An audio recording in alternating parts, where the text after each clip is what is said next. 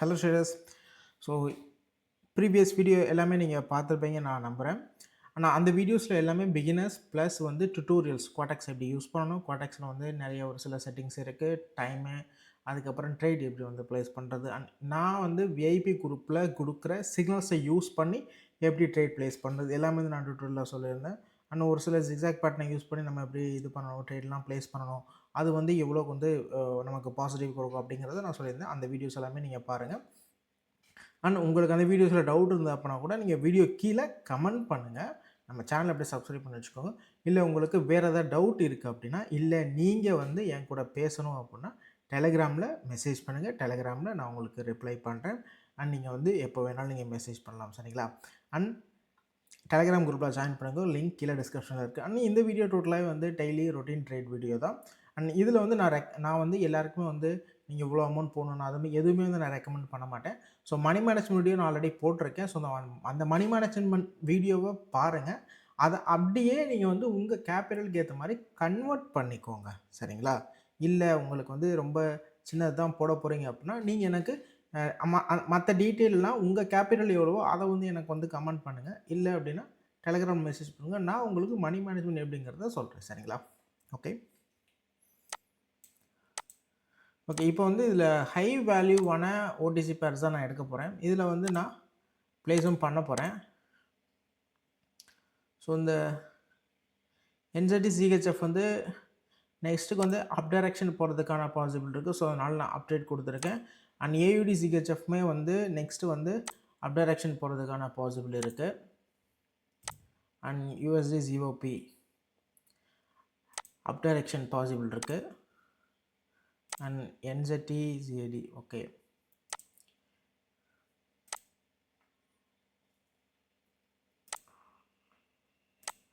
USDBDT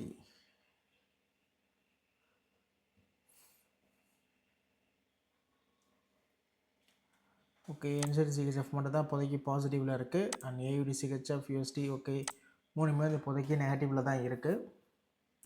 wait பண்ணியே பார்ப்போம்.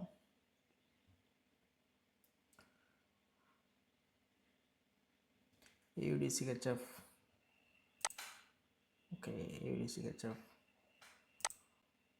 Negative ஆயிடுச்சு. And NZD CHF negative, USD CHF negative. And இப்போ வந்து மார்டிங்கலில் போத் பேர்ஸுக்கும் 3 பேர்ஸுக்கும் நான் மார்டிங்கல் ப்ளேஸ் பண்ணுறேன்.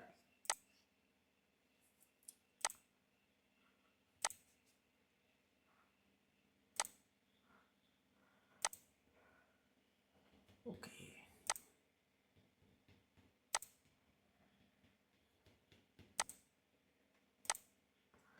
USD INR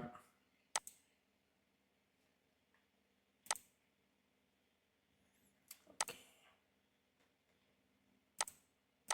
USD TRY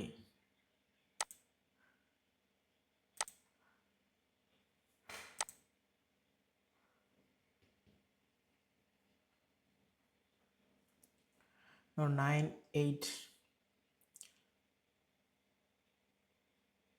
okay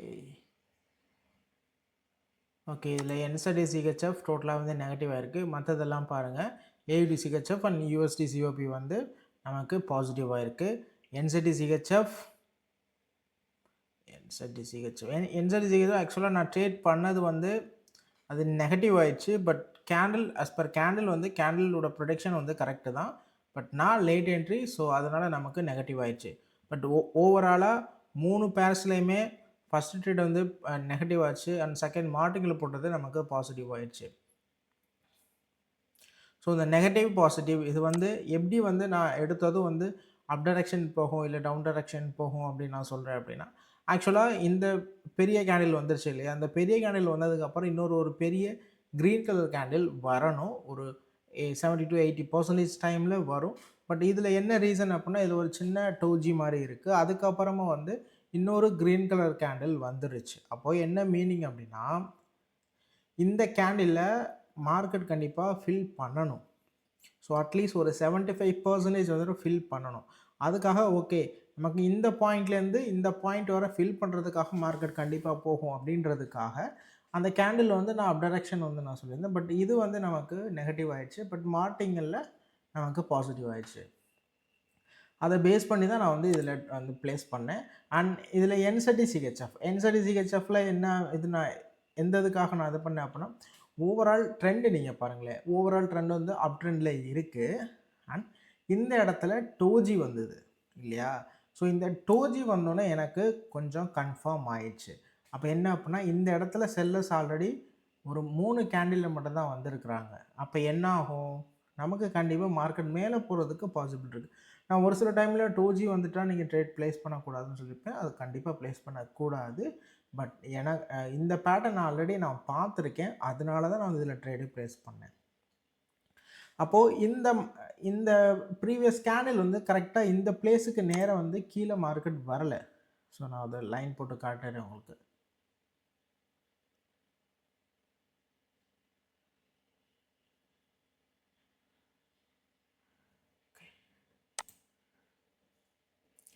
இந்த கேண்டில் வந்து கரெக்டாக இந்த லெவலுக்கு கீழே எந்த கேண்டிலுமே வந்து டச் பண்ணல, கீழேயும் வரல. அப்போ கண்டிப்பாக வந்து மார்க்கெட் வந்து அப் டைரக்ஷனில் போகிறதுக்கு பாசிபிள் இருக்குது. அதனால தான் நான் வந்து இந்த கேண்டில் வந்து என்ட்ரி எடுத்தேன். பட் எனக்கு அந்த இடத்துல நெகட்டிவ் ஆயிடுச்சு. அண்ட் மார்ட்டிங்கில் எடுத்தேன், பாசிட்டிவ் ஆயிடுச்சு. நெக்ஸ்ட்டு வந்து யூஎஸ்டி சிஓபியில் வந்து நான் ட்ரேட் ப்ளேஸ் பண்ணேன் இல்லையா? யூஎஸ்டி சிஓபி வந்து அப் டைரக்ஷனில் ட்ரேட் ப்ளேஸ் பண்ணேன். ஸோ அப் டைரக்ஷனில் ட்ரேட் ப்ளேஸ் பண்ணதுக்கான ரீசன் வந்து ஃபஸ்ட்டு இதில் நான் வந்து ப்ளேஸ் பண்ணேன். அண்ட் செகண்ட் மார்ட்டிங்கில் தான் வந்து நமக்கு பாசிட்டிவ் வந்தது. அண்ட் இந்த ட்ரேடில் வந்து ப்ளேஸ் பண்ணதுக்கான ரீசன் என்னென்னா, ஆல்ரெடி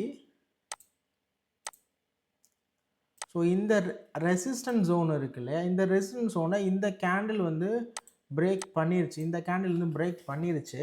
அண்ட் இந்த கேண்டில் இருக்கு இல்லையா, இந்த ரெட் கேண்டில் என்ன ஆச்சு அப்படின்னா, இந்த க்ரீன் கலர் கேண்டிலோட பேஸ் ஓப்பனிங் ப்ரைஸ் இருக்கு இல்லையா, இந்த ஓப்பனிங் ப்ரைஸில் வந்து டச் பண்ணல. ஸோ பையர்ஸ் வந்து வர்றாங்க அப்படின்றது ஒரு சின்ன இண்டிகேஷனாக இருந்தது. அதனால தான் நான் வந்து இதில் அப் கொடுத்தேன், நமக்கு வந்து நெகட்டிவ் ஆயிடுச்சு. அண்ட் இதில் அப் கொடுக்கல, நமக்கு பாசிட்டிவ் ஆயிடுச்சு. ஸோ இந்த ரீசனுக்காக தான் 3 கரன்சிலையுமே நான் வந்து ட்ரேட் நான் பார்த்ததும் நான் ப்ளேஸ் பண்ணிட்டேன். அண்ட் நீங்கள் வந்து பொறுமையாகவே வந்து ட்ரேட் வந்து ப்ளேஸ் பண்ணுங்கள். ஓகே, நெக்ஸ்ட்டு வந்து யூஎஸ்டி டிஆர்ஒயில் பார்க்கலாம். நீங்கள் வந்து ஒரு டைம் வந்து ப்ராக்டிஸ் பண்ண உங்களுக்கு என்ன ஆகும் அப்படின்னா, அந்த கேண்டிலோட ஸ்ட்ரக்சர் அண்ட் கேண்டிலோட பேட்டர்ன்ஸ், மார்க்கெட்டோட ட்ரெண்ட் எல்லாமே உங்கள் மைண்டில் வந்து செட் ஆகிடும். ஸோ அந்த டைமில் நீங்கள் கேண்டிலை பார்த்ததும் உங்களுக்கு ஓகே இந்த பேட்டர்ன் அப்படின்றது மைண்ட் ஃபிக்ஸ் ஆகிடும்.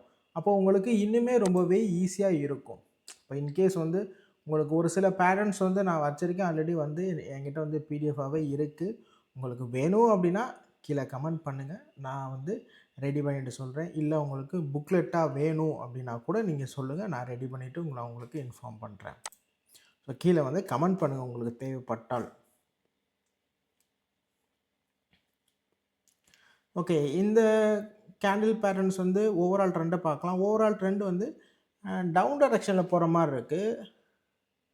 ரீசன் என்னன்னா, இது வந்து நமக்கு ஒரு பேஸ் சப்போர்ட்டாக இருக்குது. இந்த சப்போர்ட்டை வந்து மார்க்கெட் வந்து டச் பண்ணியிருக்கு இல்லையா, டச் பண்ணிட்டு இந்த லெவலுக்கு மேலேயும் போகலை, போகக்கூடாது, லெவலுக்கு மேலே போகக்கூடாது. Okay, down. இது நமக்கு பாசிட்டிவாக நெகட்டிவ் எப்படி வேணாலும் சேஞ்ச் ஆகலாம்.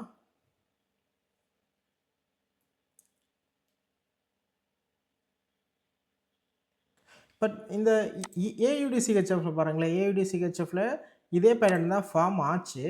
அப்போ நான் என்ன பண்ணியிருந்தேன், அப் டைரக்ஷன் கொடுத்துருந்தேன். ஆனால் இந்த கேண்டிலில் இதுலேயும் வந்து சேம் பேட்டர்ன் தான். ஆனால் நான் ஏன் வந்து டவுன் டைரக்ஷன் கொடுத்தேன்? ரீசன் என்னன்னு கேட்டிங்கன்னா, ஃபஸ்ட்டு நான் சொன்னபடி தான் இது ஒரு பெரிய ரெட் கேண்டிலாக நமக்கு ஃபார்ம் ஆயிடுச்சு. ஆனால் இந்த வெயிட் பண்ணுங்க, ஏயுடிசிஹெச்எஃப்ல என்ன இங்கே ஃபார்ம் ஆகிருக்கு, பெரிய ரெட்டுக்கு அப்புறம் க்ரீன் ஃபார்ம் ஆயிடுச்சு. அதனால தான் ஓகே அப் டைரக்ஷனில் போகும், நமக்கு ஃபார்மேஷன் ரொம்ப முக்கியம். பட் இந்த கரன்சியில் ரெட்டு தான் ஃபார்ம் ஆச்சு. அதனால தான் நான் வந்து டவுன் டைரக்ஷன் கொடுத்தேன். ஓகே, இது லாஸ், நெகட்டிவ் ஆயிடுச்சு.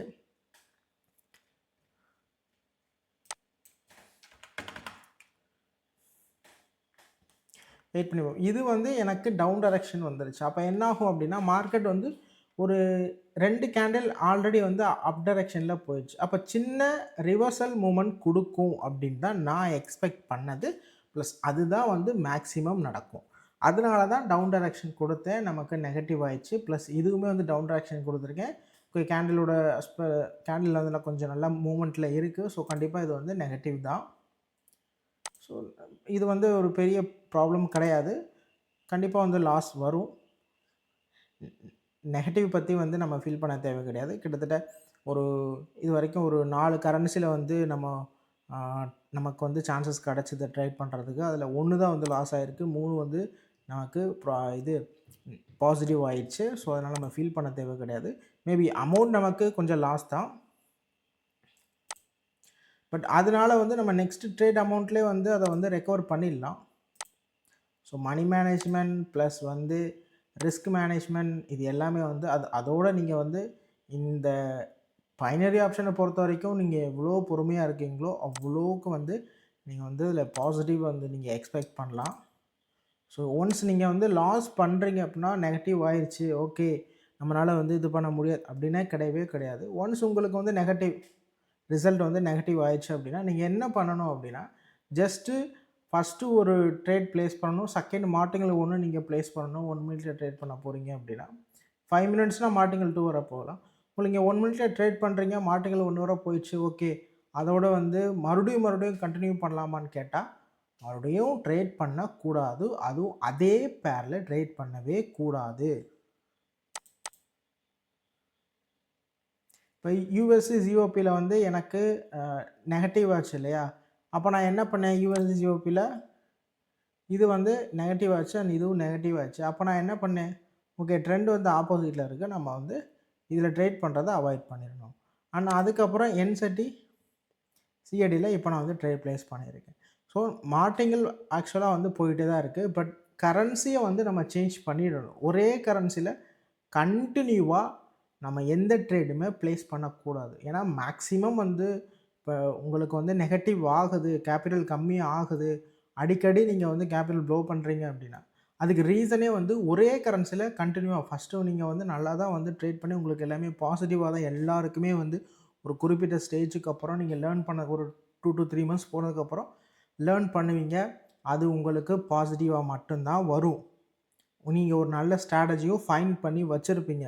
பட் என்ன ரீசன்னா ஒரு சின்ன மிஸ்டேக், அந்த மிஸ்டேக் கண்டினியூவாக ஒரே கரன்சியில் ட்ரேட் எடுக்கிறது. லாஸ் ஆனதுக்கப்புறம் நமக்கு ஒரு கரன்சி நெகட்டிவ் ரிசல்ட் கொடுத்துருச்சு. அப்போ நம்ம என்ன பண்ணணும் அப்படின்னா மார்டிங்கல் 1 வரை தான் ட்ரை பண்ணணும். மார்டிங்கல் 2, 3லாம் போகக்கூடாது. அப்படி உங்களுக்கு மார்டிங்கல் 2, 3 போகணும் அப்படின்னா அதே ஸ்ட்ராட்டஜியை யூஸ் பண்ணி வேறு ஒரு கரன்சியில் அந்த பாயிண்ட்ஸோ இல்லை அந்த கேண்டில் பேட்டர்ன்ஸோ வருதான்னு மட்டும் பாருங்கள். அப்படி வர்ற பட்சத்தில் நீங்கள் அந்த இடத்துல ரிஸ்க் எடுங்க, உங்களுக்கு அதில் பெனிஃபிட். ஒரே கரன்சியில் ட்ரேட் பண்ணாதீங்க. ஓகே, இந்த வீடியோ இதோட ஃபினிஷ் பண்ணிக்கலாம். உங்களுக்கு வேறு ஏதாவது டவுட் இருந்தது அப்படின்னா கீழே வந்து கமெண்ட் பண்ணுங்கள். நெக்ஸ்ட் வீடியோவில் பார்க்கலாம்.